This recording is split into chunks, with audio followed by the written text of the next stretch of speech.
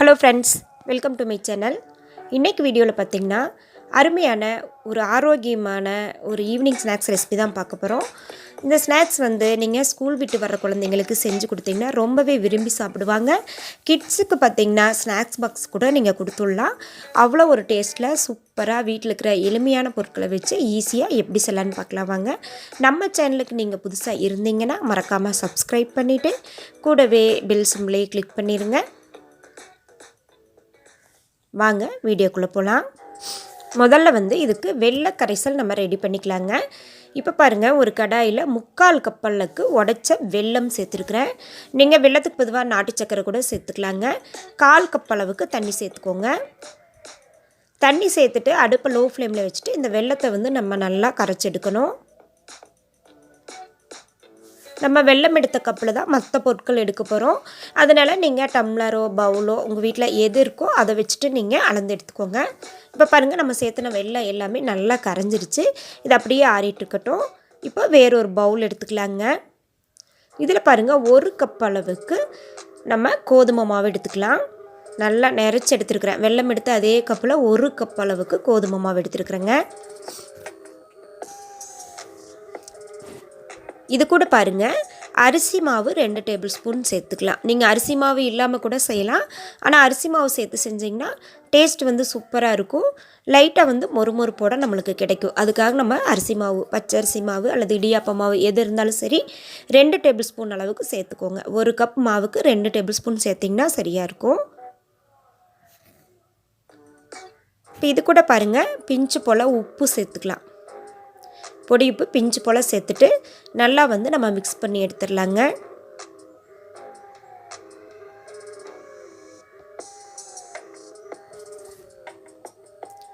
ஒரு கரண்டி வச்சு நல்லா மிக்ஸ் பண்ணிடுவோம்.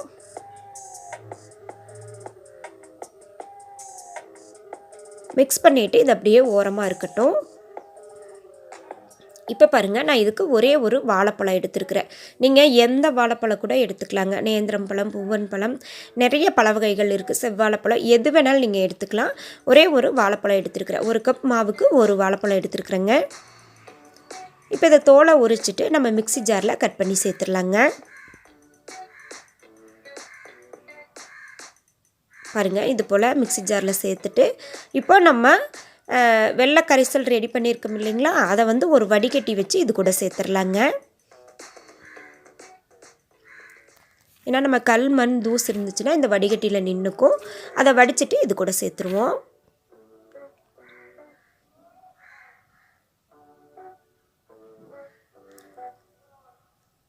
இப்போ இது கூட பார்த்திங்கன்னா ஏலக்காய் 2 சேர்த்துருக்குறேன். நல்லா வாசனைக்காக ஏலக்காவோட தொல்லி எடுத்துகிட்டு விதைகள் மட்டும் சேர்த்துருக்குறேங்க.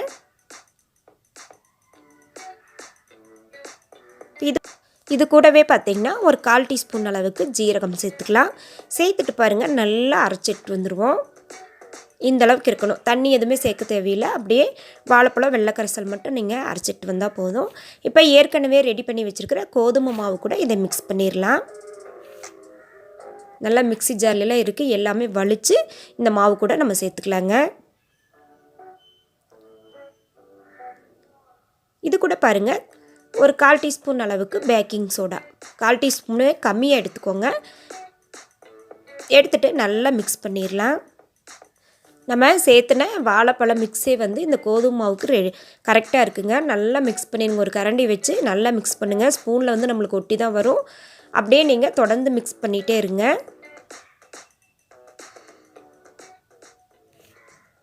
இது கூட பாருங்கள், நீங்கள் தேங்காய் பீஸ் இருந்தாலும் கட் பண்ணி சேர்த்துக்கலாம். தேங்காய் துருவல் சேர்த்துக்குங்க, சூப்பராக இருக்கும். நான் தேங்காய் துருவல் மெசரிங் கப்லேயே ஒரு 1/4 கப் அளவுக்கு தேங்காய் துருவல் சேர்த்துக்கிறேன்.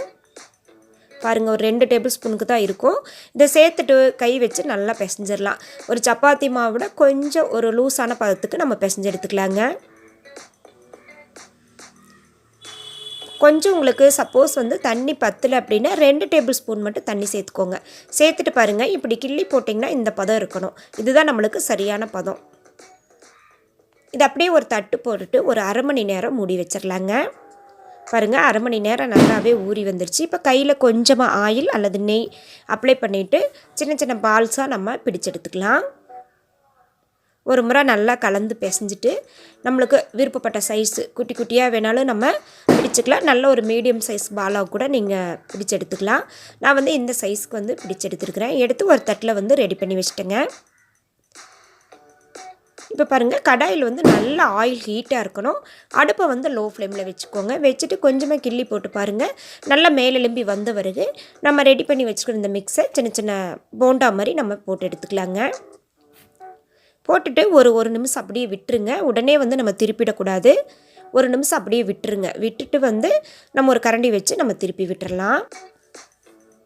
எண்ணெய் வந்து நல்லா ஹீட்டாக இருக்கணும். அடுப்பை வந்து லோ ஃப்ளேமில் வச்சுருக்கணும். அப்போ இருக்கும்போது நீங்கள் இந்த வாழைப்பழம் மிக்ஸை ஆட் பண்ணிங்கன்னா தான் நல்லாவே நம்மளுக்கு வெந்து கிடைக்கும். இல்லைன்னா சீக்கிரமே வந்து செவந்துடும். பாருங்கள், நல்லா ஒரு கரண்டி வச்சு திருப்பி விட்டிங்கன்னா நல்லா வெந்து ஒரு கோல்டன் ப்ரௌன் வரும். அந்த ஸ்டேஜ் வரைக்கும் நம்ம வேக விட்டுக்கலாங்க. பாருங்கள், எல்லா பால்ஸுமே சூப்பராக நல்லா வெந்து வந்திருக்கு. இனி வந்து நம்ம எடுத்துக்கலாங்க. இதுக்கு மேலே நம்ம விட்டுறக்கூடாது, கருகிடும். இதுதான் சரியான பதம். இந்த ஸ்டேஜில் நம்ம எடுத்துக்கலாங்க. பாருங்கள், அப்படியே நல்லா பால்ஸாக சூப்பராக பார்க்கும்போதே 2 சேர்த்து சாப்பிடணும் போல் தோணுது.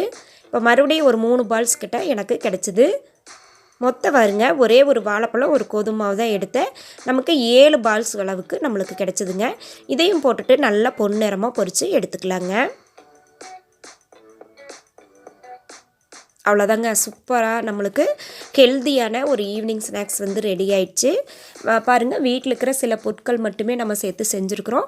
அவ்வளோ ஒரு டேஸ்ட்டு. குழந்தைங்களுக்கு வந்து இது போல் நீங்கள் செஞ்சு கொடுத்து பாருங்கள், சூப்பராக இருக்குது. நம்மளுமே சாப்பிட்லாம், அவ்வளோ ஒரு டேஸ்ட்டாக இருந்துச்சு. ட்ரை பண்ணி பாருங்கள்.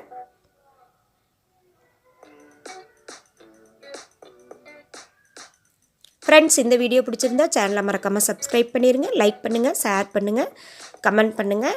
பாருங்கள், நான் உங்களுக்கு கட் பண்ணி காட்டுறேன் எவ்வளோ சூப்பராக உள்ள எல்லாம் பர்ஃபெக்டாக வெந்து வந்திருக்குன்ட்டு.